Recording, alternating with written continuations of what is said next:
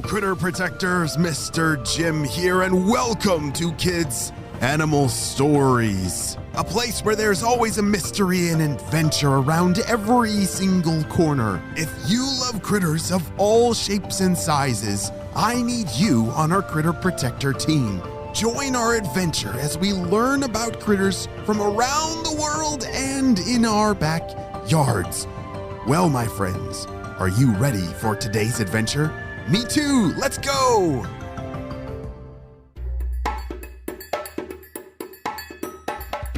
Karina was a mother Kinkajou living deep in the rainforest of South America. She had given birth to not one, but two baby Kinkajou cubs, which was quite rare. Wait, hold on a second. Have you ever heard of a Kinkajou? Maybe you've heard of their other name, a honey bear. Oh, that's a cool name. Do you think they like honey? Well, these amazing critters are closely related to raccoons. They have golden fur, large orange eyes, small ears, and short legs with sharp claws on their feet. They're adorable! Some people think they look a little bit more like a monkey because they spend most of their time way up in the trees.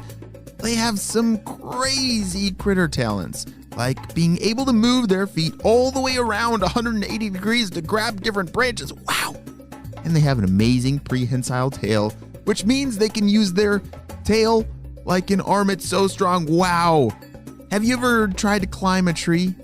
It can be pretty hard sometimes because you gotta use all your muscles to pull your way all the way up. And wow, it sounds like Kinkajous are built to climb trees really well. Well, on this particular morning, Karina was planning something new for her little cubs, Ross and Miles. They'd just woken up from a full day's sleep and were so wiggly they had to get some energy out.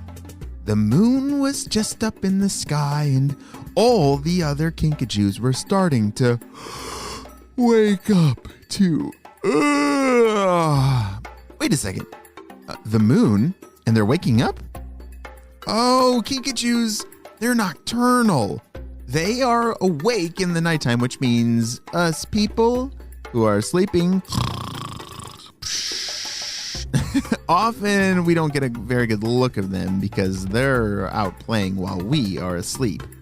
Karina tidied up the nest and explained to the boys, Miles, Ross, listen closely.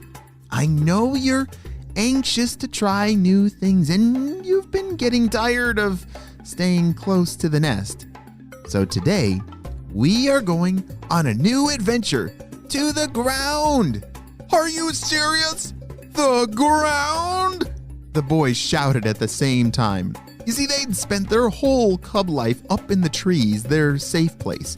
They were shocked that they were finally going to get the chance to explore the great below. Dun, dun, dun.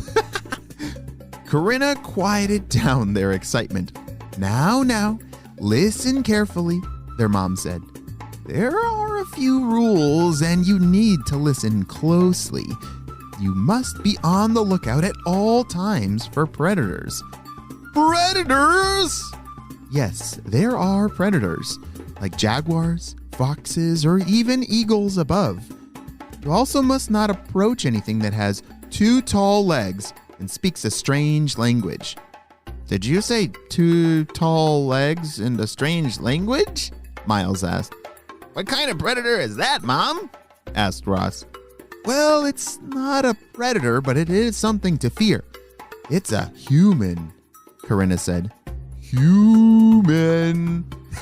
That sounds kind of funny, Miles said. After a bit more explaining, the cubs agreed to listen to all the rules and obey them. And they headed down the tree to the great below. Can you imagine that? They've lived in trees their entire life. They've never even touched the ground. Well, they explored and learned all about that ground as their mother kept a very close eye on them and their surroundings. After a while, Karina called the boys over. Okay, now that we've done some exploring, it's now time to go on an actual adventure. Huh? Mom, I thought this was our adventure, Ross said, confused. Well, we have something very important to do, but it's a little bit of a hike. Do you two have enough energy? Yes, we do! They both shouted back. They were pretty excited for this new adventure. They didn't really even know what an adventure was, but it sounded fun. Karina was somewhat used to the jungle, but was still always learning something about it. She grew up in a different neighborhood, way on the other side of the forest, but moved to this neighborhood when she was ready to become a mother. Have you ever had to make a big move, make new friends, or maybe had a new person join your family, or went to a new school? Oh yeah, those big changes can be a little hard sometimes, right? Well, Kinkajous, they live in small social groups and sometimes even help each other out with grooming their fur. Karina joined her own group when she was an adult. That's good to have friends. Well, as Karina and her cubs trekked further and further away from their treetop nest, they did start to get kind of tired. Mom! Are we there yet? Ross asked. I'm hungry and tired and hungry, Miles complained. We're almost there, you two. Almost there. Just be patient. Karina encouraged them to keep on going because this was not a good place to stop. I think it's just over this little hill, she said. But just as they came to the top of the hill, she stopped and gasped.